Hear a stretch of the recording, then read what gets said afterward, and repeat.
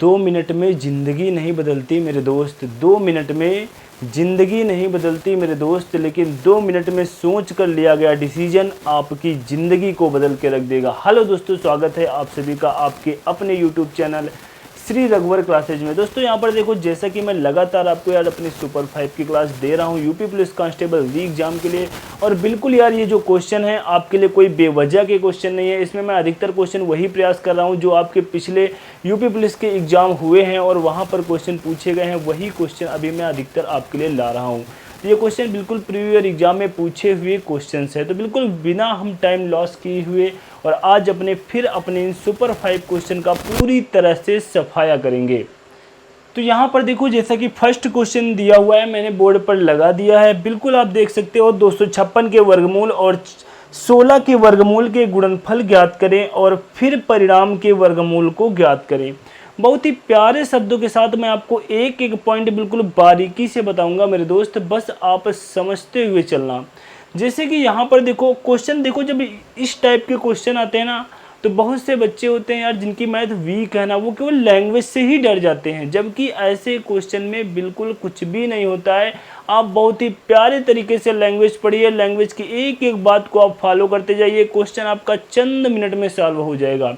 जैसे कि यहाँ पर देखो क्वेश्चन में दिया हुआ है 256 के वर्गमूल, तो इसमें कौन सी प्रॉब्लम है, मैंने 256 का क्या कर दिया, वर्गमूल कर दिया। आगे कहा गया है और 16 के वर्गमूल के गुणनफल, तो मैंने 16 का वर्गमूल किया और गुणनफल कर दिया। क्या कोई प्रॉब्लम है? ज्ञात करें और फिर परिणाम के वर्गमूल को ज्ञात करें। इनका कहने का मतलब है आपको 256 का वर्गमूल निकालना है, फिर 16 का वर्गमूल निकालना है, इनका आपस में मल्टीप्लाई करना है। जो प्राप्त परिणाम आ रहा है मेरे दोस्त, उसको आपको क्या करना है, पुनः वर्गमूल निकालना है। तो देखो कौन सी प्रॉब्लम है, 256 का वर्गमूल कितना होता है, 16 होता है, 16 का वर्गमूल कितना होता है, 4 होता है। अब जो यह प्राप्त परिणाम आया है, इसका भी हमें क्या निकालना है, वर्गमूल निकालना है। ये बात क्वेश्चन में साफ शब्दों में कही गई है। तो यहाँ पर देखो स्क्वायर रूट आसानी के साथ 16 का निकालेंगे 4 आ जाएगा, 4 का निकालेंगे 2 आ जाएगा। तो यहाँ पर कितना हो जाएगा, 8 मेरे दोस्त आपका राइट आंसर हो जाएगा। ऑप्शन नंबर सी आपका क्या हो जाएगा, राइट आंसर हो जाएगा। इसके बाद देखते हैं अपना नेक्स्ट क्वेश्चन, क्वेश्चन नंबर 2। तो यहाँ पर देखो, जैसा कि नेक्स्ट क्वेश्चन दिया हुआ है, डिविजिबिलिटी का क्वेश्चन है और आसानी के साथ आपका यह क्वेश्चन सॉल्व हो जाएगा अगर आपको कुछ डिविजिबिलिटी के रूल पता हैं। जैसे कि यहाँ पर देखो 247 x 8, 44 से विभाजित है। तो यहाँ पर आपसे कहा गया है 44 से विभाजित है, तो यहाँ पर x के स्थान पर कौन सा अंक आएगा, यह आपसे पूछा गया है। तो वैल्यू देखो आपकी क्या दी हुई है, 247 और यहाँ पर x और 8 दिया हुआ है और ये आपका 44 दिया हुआ है। क्या दिया हुआ है, 44 दिया हुआ है। आपको क्या करना है, 44 से डिवाइड करना है। 44 से डिवाइड करने के लिए बहुत ही प्यारा सा आपका रूल होता है। अगर हम इस वैल्यू के सह अभाज्य गुणनखंड कुछ इस टाइप के बना लें, सहअभाज्य गुणनखंड के बारे में आपको पता होगा, ऐसे गुणनखंड जिनका HCF 1 हो, मतलब इनमें कुछ भी कॉमन ना हो। तो मैंने बना लिया 11 × 4। इस वैल्यू को जब हम 11 × 4 से विभाजित करेंगे तो यहाँ पर आसानी के साथ हम x के स्थान पर क्या पुटअप करेंगे, ये हमें ज्ञात हो जाएगा। जैसे कि 4 से डिविजिबिलिटी का रूल मेरे दोस्त होता है कि लास्ट की 2 डिजिट, लास्ट के 2 अंक अगर 4 से डिविजिबल हैं, लास्ट की अगर 2 डिजिट, मेरे दोस्त देखो एक बात मैं आपको बता दूं, मैं एक एक पॉइंट आपका इतनी बारीकी के साथ चलता हूं। अब जिन बच्चों को यार ये क्वेश्चन देखते ही बहुत से बच्चे बना लेते हैं, तो उनके लिए यार आप बिल्कुल क्वेश्चन को स्किप करिए, बिल्कुल टाइम लॉस मत कीजिए, अपना अगला क्वेश्चन देखिए। और मैं कह रहा हूँ जो भी बच्चे यार मेरी सुपर 5 की क्लास ले रहे हैं ना और अपना अच्छा परफॉर्मेंस कर रहे हैं, 5 क्वेश्चन में 5 पूरे के पूरे सॉल्व कर रहे हैं, मैं कह रहा हूँ यार बिल्कुल एग्जाम में अदर सब्जेक्ट की मैं बात नहीं कर रहा हूँ, आप मैथमेटिक्स के क्षेत्र में अपने झंडे गाड़ करके आओगे, क्योंकि ये वो क्वेश्चन है यार, कोई मैं अपने लिए बनावटी क्वेश्चन नहीं, आपको जो हलवा टाइप के क्वेश्चन करा रहा हूँ, इसमें अधिकतर क्वेश्चन मैं वही लेकर के आता हूँ जो प्रीवियस ईयर एग्जाम में पूछे गए हैं। तो यहाँ पर देखो 4 से डिविजिबिलिटी का रूल होता है लास्ट की 2 डिजिट, 2 डिजिट वो भी कहाँ की होनी चाहिए, लास्ट की, अगर 4 से डिविजिबल हैं, या जो लास्ट के आपकी 2 डिजिट हैं वो क्या है मेरे दोस्त, 0 होने चाहिए। क्या है, 0 हैं। तो 4 वह वैल्यू 4 से डिविजिबल होगी, ये बात आपको पता होनी चाहिए। इसी तरीके से आपको 11 का भी डिविजिबिलिटी रूल पता होना चाहिए, तब ऐसे क्वेश्चन आप चंद टाइम में सॉल्व कर दोगे, नहीं तो अपना अच्छा खासा टाइम लॉस करोगे। अब देखो 4 से डिविजिबिलिटी का रूल आपको पता है कि 2 डिजिट, तो मैंने 2 ले लिया, x और 8 अगर 4 से डिविजिबल है तो यह वैल्यू 4 से डिविजिबल होगी। तो x के स्थान पर हम ऐसी कौन सी वैल्यू ले लें तो जिससे कि ये हमारे 2 डिजिट कट जाएं। अगर x के स्थान पर हम क्या ले लें मेरे दोस्त, 0 ले लें। क्या ले लें, 0 ले लें, तो 0 8 हो जाएगा, बिल्कुल 4 से डिविजिबल हो जाएगा। अगर x के स्थान पर 1 ले लें तो यहाँ पर 18 हो जाएगा, 18 4 से नहीं कटेगा। अगर 2 ले लें तो यहाँ पर 28 हो जाएगा और 4 से डिविजिबल हो जाएगा। 3 लेंगे 38 होगा, नहीं कटेगा, तो 4 ले सकते हैं, 48 हो जाएगा, कट जाएगा। फिर उसके बाद 5 नहीं ले सकते हैं, 6 लेंगे, उसके बाद 7 नहीं ले सकते हैं, 8 लेंगे। तो बिल्कुल हम 0 2 4 6 8 में से कोई भी वैल्यू यहाँ पर अगर हम पुटअप कर दें तो वहाँ पर यह वैल्यू हमारी 4 से डिविजिबल हो जाएगी। आप कहोगे सर आपने इस तरह की x की 5 वैल्यू निकाल दिए, एग्जाम में तो एक पूछी जा रही है, तो हम कैसे यहाँ पर फाइंड करेंगे। तो बिल्कुल यार अभी आपका 11 बाकी है ना, तो 11 इसमें तय कर देगा कि इन 5 वैल्यू में से कौन सी वैल्यू आपको x के स्थान पर लेनी है। तो यहाँ पर देखो हम 2 2 के पेयर बनाएंगे इधर से। 11 से डिविजिबिलिटी का रूल मेरे दोस्त आपको बहुत प्यारा तरीका बताने जा रहा हूँ, आप अपना अच्छा खासा टाइम लॉस करते हैं, बस ये तरीका आप सीख लेना। इसके बाद देख लेना कभी भी आपको जब 11 से डिविजिबिलिटी चेक करनी होगी कोई प्रॉब्लम नहीं होगी, क्योंकि 11 से डिविजिबिलिटी जैसे ही आपको चेक करने के आपके सामने आती है वैल्यू तो बिल्कुल आपको प्रॉब्लम होने लगती है कि इसमें काफ़ी ज़्यादा मेरा टाइम लॉस होगा। लेकिन कुछ भी टाइम लॉस नहीं होगा, ज़रा एक बार गौर से देखना। आपको पीछे से 2 2 के पेयर बनाने हैं। यहाँ पर देखो क्या बचा, 2 पेयर नहीं बनना तो मैंने एक 0 यहाँ पर लगा दिया और अपना पेयर बना लिया। पेयर जब मैंने अपना बना लिया तो यहाँ पर देखो अब हम क्या करेंगे, 0 2 दिया हुआ है, इधर वाली वैल्यू में ये वाली वैल्यू घटाते चलेंगे और जो पेयर के बीच में स्थान है प्लस चिन्ह लगाते चलेंगे। बिल्कुल अभी मैं करके दिखा रहा हूँ, एक एक पॉइंट आपको समझ में आ जाएगा। 0 में 2 जाएगा तो माइनस का क्या बचेगा, 2 बचेगा। क्या बचेगा, माइनस का 2 बचेगा। बीच में हमें प्लस का चिन्ह लगाना है, बीच में प्लस का चिन्ह लगाना है, बट यहाँ पर 4 में 7 जाएगा तो माइनस का 3 बचेगा, तो प्लस का चिन्ह माइनस का बन जाएगा। फिर यहाँ पर इस वाले पेयर में हमें क्या करना है, बीच में प्लस का चिन्ह है, इधर तो x है तो ऐसे ही नोट करना पड़ेगा, और माइनस का 8 हमने घटा दिया। अब जरा देखो यहाँ पर क्या आया है, यहाँ पर देखो क्या आया है, यहाँ पर कितना आया, 5 और प्लस x माइनस 8, 8 5 कितने हो गए, 13 हो गए, x माइनस कितने हो गए, 13 हो गए। अगर यहाँ पर हम बात करते हैं, यहाँ पर मैंने ये 5 वैल्यू निकाली थी। अब जरा मेरे दोस्त यहाँ पर 11 से डिविजिबिलिटी का रूल आपको पता होना चाहिए। अगर कोई भी संख्या 11 से डिविजिबल तभी मानी जाएगी जब हम जो यह प्रक्रिया कर रहे हैं यहाँ पर क्या आ जाए, 0 आ जाए या 11 आ जाए या 11 से डिविजिबल कोई वैल्यू आ जाए, तो यह संख्या बिल्कुल 11 से डिविजिबल मानी जाएगी। तो x के स्थान पर हम कौन सी वैल्यू पुटअप कर सकते हैं। अब मुझे ये तो पता है इन 5 वैल्यू में से कोई वैल्यू होगी, तो हम कोई भी चेक कर सकते हैं। अगर 0 रख दें तो यहाँ पर कितना बचेगा, माइनस का 13, 11 से डिविजिबल नहीं है, बिल्कुल भी 0 तो नहीं हो सकता।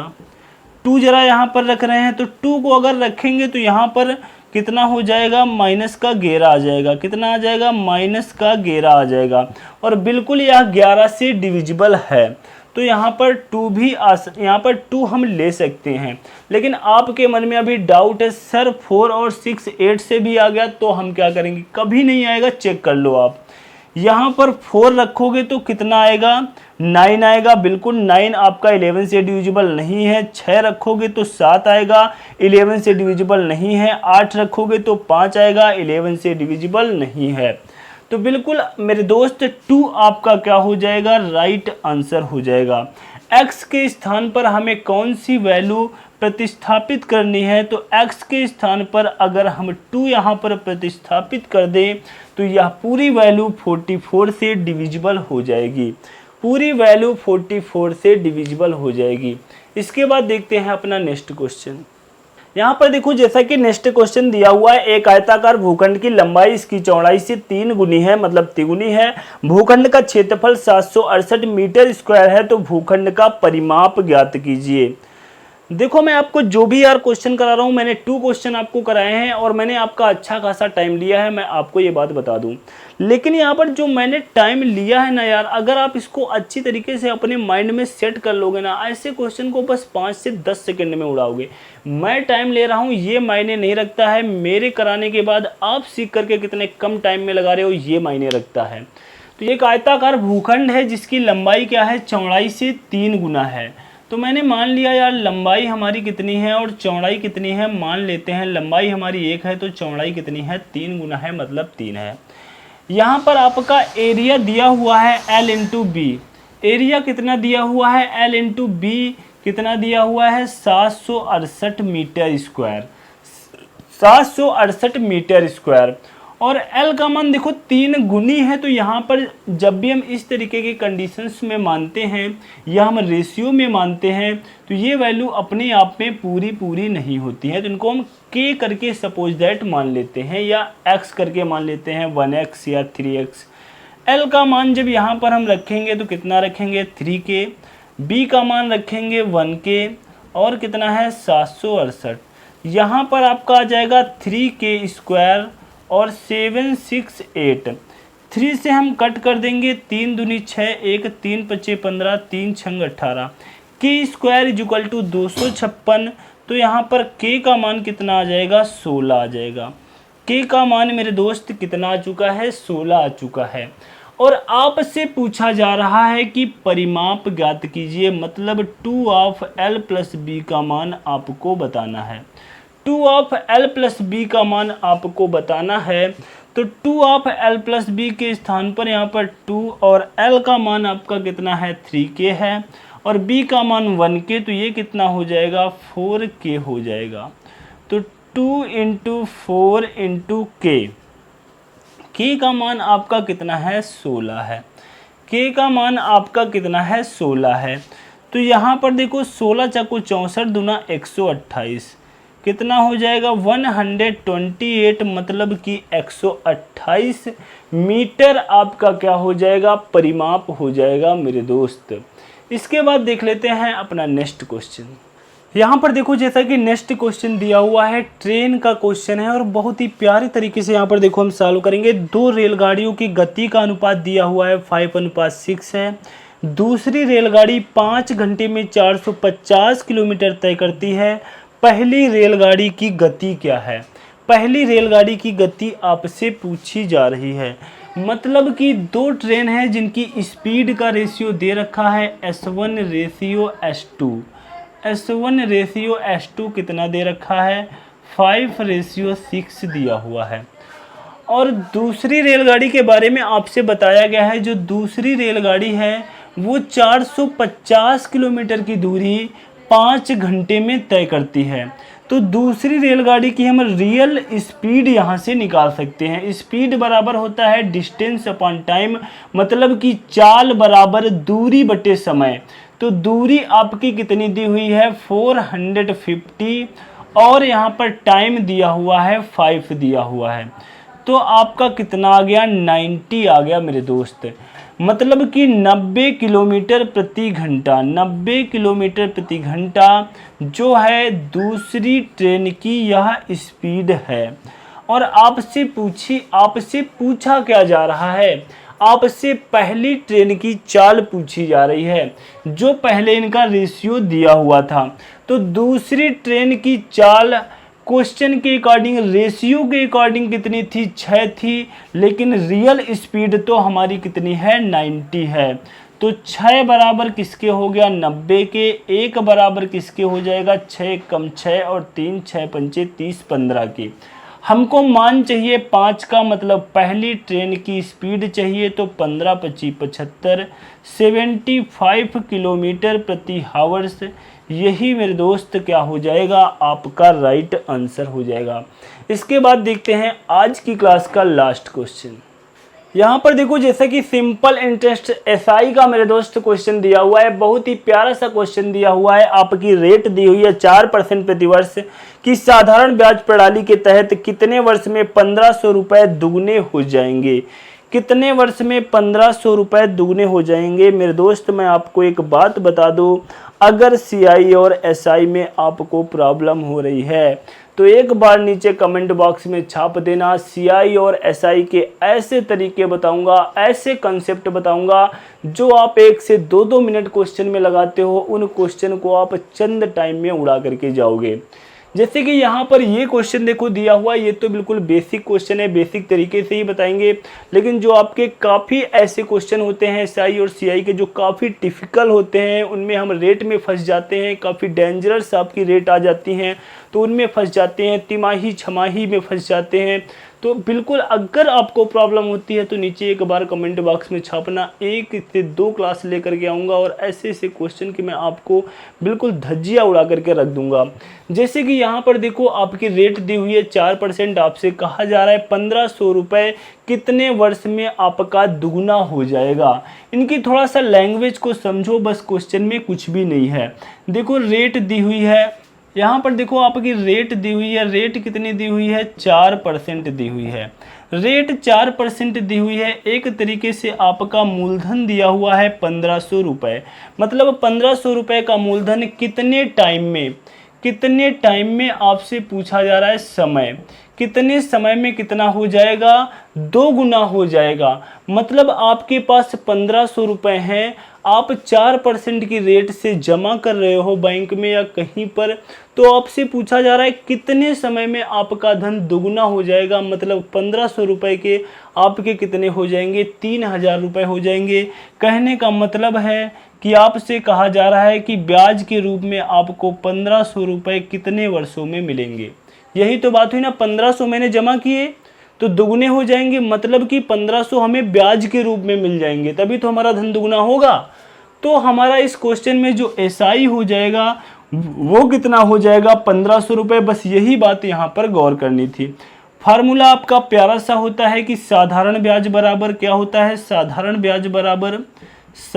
ब्याज बराबर मूलधन इंटू दर इंटू समय और बटे। तो ये बेसिक क्वेश्चन है, तो बिल्कुल बेसिक तरीके से बता रहा हूँ। जैसे कि मैंने पीछे आपसे कहा है कि सीआई और एसआई मेरे दोस्त एक बार पढ़ना, मैं बड़ी बड़ी बातें नहीं मारता हूँ, बस एक बार पढ़ लेना। अगर अधिक से अधिक कमेंट आए तो मैं क्लास लेकर के ज़रूर आऊँगा और ज़रूर दिखाऊँगा आपको अपना सीआई और एसआई का जलवा।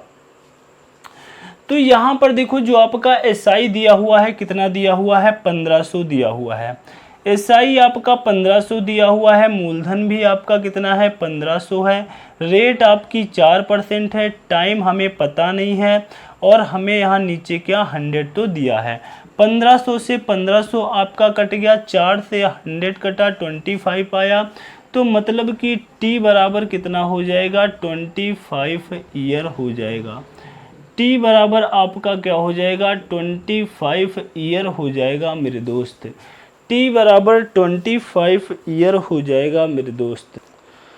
तो आज की क्लास का यह हमारा लास्ट क्वेश्चन था दोस्तों। मेरी आज का सेशन या कैसा लगा नीचे कमेंट बॉक्स में छाप के अवश्य बताना। और दोस्तों, ये वैकेंसी बार बार नहीं आने वाली है, अब की बार पूरी जान झोंक देनी है आपको।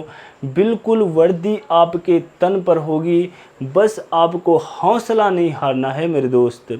दोस्तों आज की यह क्लास कैसी लगी नीचे कमेंट बॉक्स में छाप के अवश्य बताना। अभी तक मेरे अगर चैनल को सब्सक्राइब नहीं किया है तो सब्सक्राइब भी कर लेना, बेल आइकन पे ऑल पे जाकर प्रेस कर लेना, जिससे किसी प्रकार की कोई नई वीडियो अपलोड करूँ उसकी नोटिफिकेशन आपको मिल सके सबसे पहले। Thanks to all of you.